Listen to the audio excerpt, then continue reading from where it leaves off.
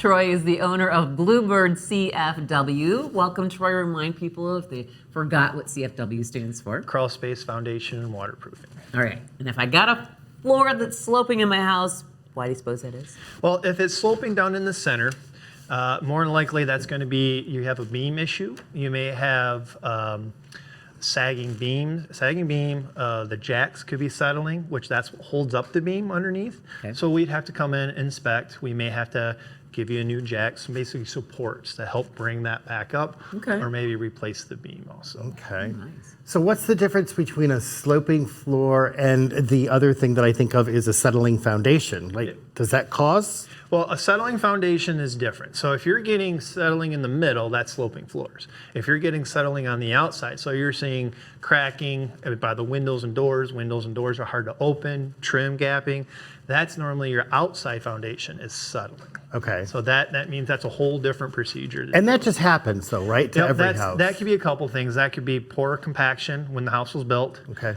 They didn't design the footer correctly for the weight of the home, or the soil that's around all that is like a muck, right? And a muck will settle after a period of time.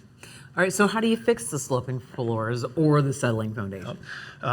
So if we're going to do the center of the floor, like I said, we're going to do a new footer, new post, which then holds up the beam. If the beam needs replaced, we can replace the beam, replace the beam, and then put new jacks in. If the outside is settling, that's more invasive. We're going to have to dig the outside up. We're going to use what's called a helical pier. Think of a giant screw. We're going to drive this into bedrock. We're going to hook onto your house, and we can lift your house back. Oh, up. wow.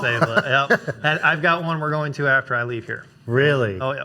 So there are ways to fix this, and Yep. I would assume that you probably want to fix this before, if it's severe, it could fall in. Yeah. So with my company, we work with a structural engineer that will do a sensor on the walls for a year, if you have that time. Most homeowners are just trying to get rid of it and trying to move on. So then, yeah, the helical piers is going to make things a lot nicer. And gutters are so important. Very Downspouts, good. Yes, right? gutters and downspouts, because again, not only is that going to prevent water from coming in your house, but also if you don't have your downspout, that water is going to run down next to your foundation, soften the soil up that's under that footer. You lose the compaction. The weight of the house causes to settle. Oh my gosh. And how long should that downspout be?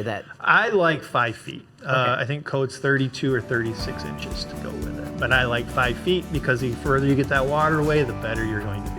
Bluebird CFW, bluebirdcfw.com. Thank you.